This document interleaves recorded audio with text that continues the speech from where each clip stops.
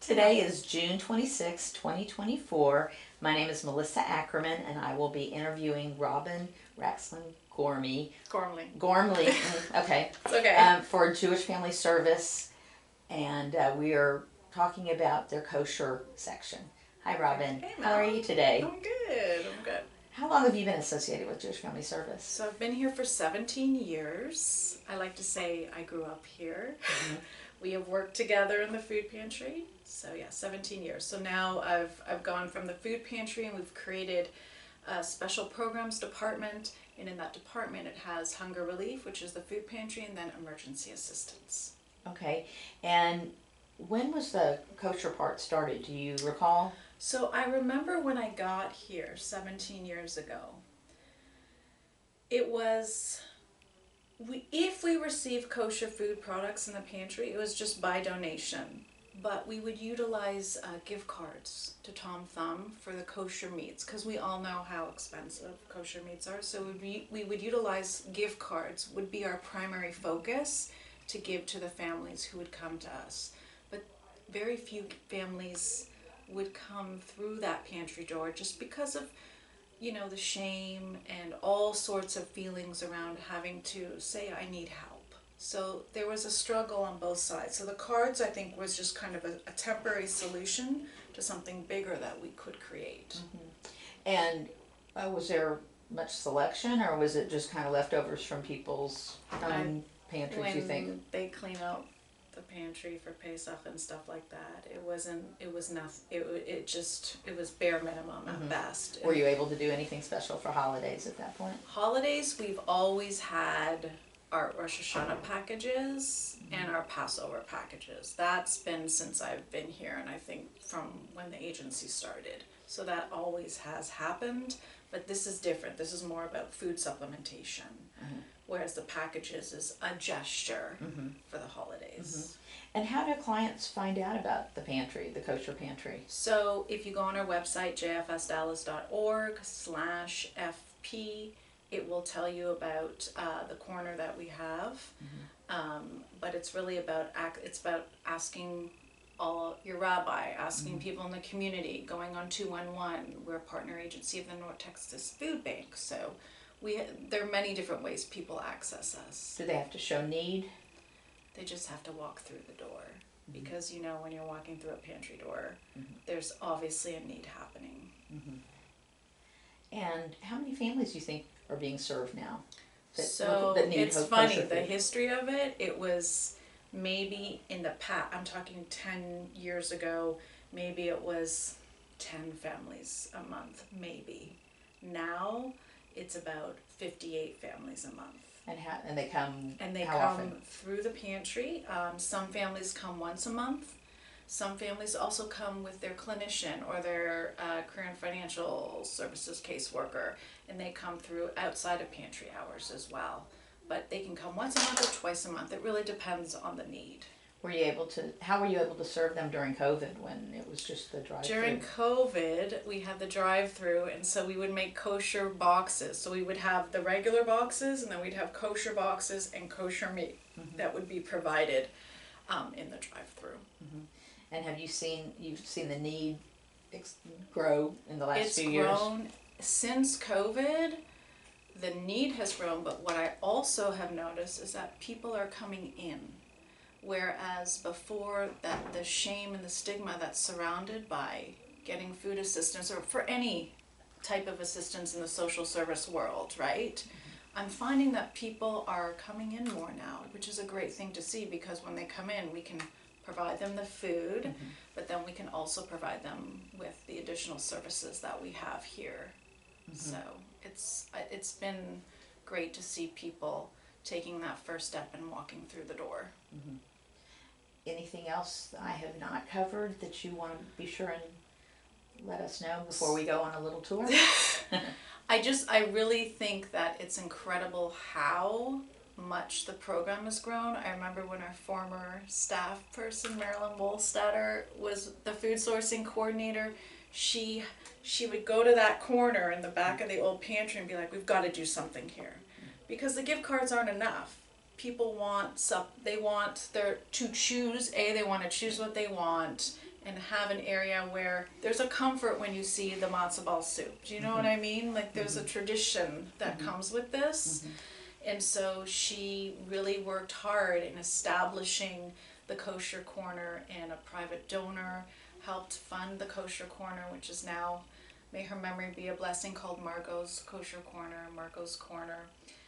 And the Federation also provides us with assistance as well to help provide kosher food. So the program has really grown, and now when you go and see what's back there, it's not only in that corner, it's spreading across the whole pantry, so that when families come in, they can start in the corner and they get their essentials, especially the meats and all that stuff that's so expensive.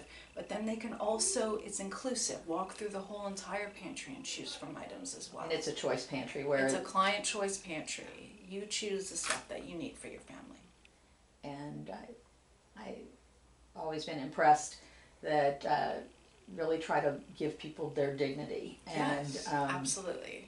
and It's all about not that. make them feel embarrassed at all. Not at all. them When you welcome. come in, Make them feel I welcome. always say thank you for coming, because I know how hard it is to be able to walk through the doors. It's scary, it's anxiety provoking, but then it's funny when you get into the pantry and you're shopping with the volunteers, you remember, it all goes away. And we're here to really serve our community in a meaningful way. And you do. Thank you. Okay, cool. Go to Go. look. Let's go look. Robin says it was just a little corner. It was about this size. It was about a shelf like this size. Wow. And you know, you'd have a few boxes of a few things. And we didn't have the funding to be able to do this. Like Yeah. this alone, Well, you didn't have on the a space monthly in the pantry basis, is anyway. at least 10,000. You know what I'm saying? Like Yeah, it's such just- a humongous difference because like, oh, you have to order more meat. But yeah, like even in the meat, There's so many. like, do you understand? The beef, hot dogs, chicken. you'll do all good. Yeah. But also, let me look. I just want to look at the picture.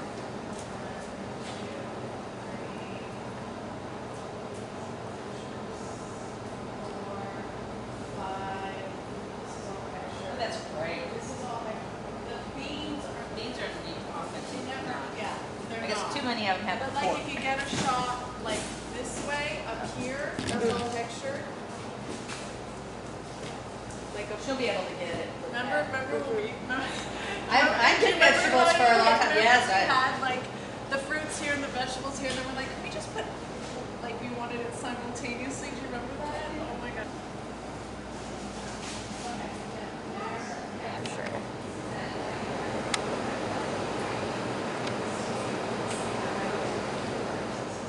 Chicken. So now we have ground beef, chicken franks,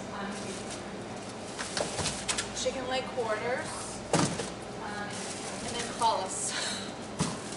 You know?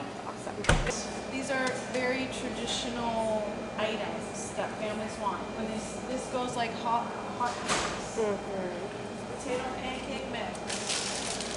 Egg noodles. You guys remember growing up on these with noodles, you know? Manischewitz split pea soup. The wacky mac. There's only like one mac and cheese that's kosher, and it's wacky mac. The keto. The gefilte. Everything is very traditional. And so after people go through this, After people go through this, they come back and they literally start. This is row 1, right? this is the This row is the that starting row. that other people start shopping. And then they start here and they start gathering all their shelf staple items, right? Yes. All Hechsher and all their shelf staple items. And they get different quantities based on the size of their Yeah, family. based on the family size. So they're not only getting food, quantities of food over here, they're starting to come through here and they get more quantities of food. This one. Yeah, Hechsher, right? Yeah. So they're just And then they go essential. through They the go regular. all the way around. Tuna, rice, beans. So families can choose from dairy as well. So they're really getting the full.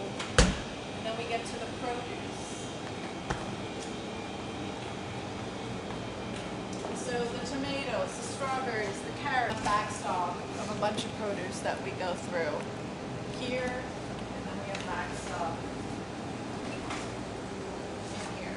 And that will be gone by the end. Oops, that will be gone by the end of the week. Yeah.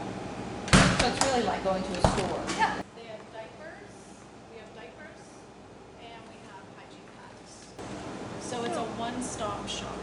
There's even pet food, it looks like. Yes, we got a whole cat. we got a whole cat food donation. Good. The kitty's gotta eat. So it's just a. Can I show you where the corner was? Yes. Oh, yeah. Yeah, it was like one little thing and then two little things. But it was literally right here. So clients would shop in the pantry over here, and those who needed kosher food would quietly come over here. So that's where it started. And it's come very far. Very Very far. And when we far. go to our new building, it'll be even larger. And when is that expected to be? August next year. That soon. Mm-hmm. Wow. Okay, that's exciting. Yay! Okay, So yeah, this is it.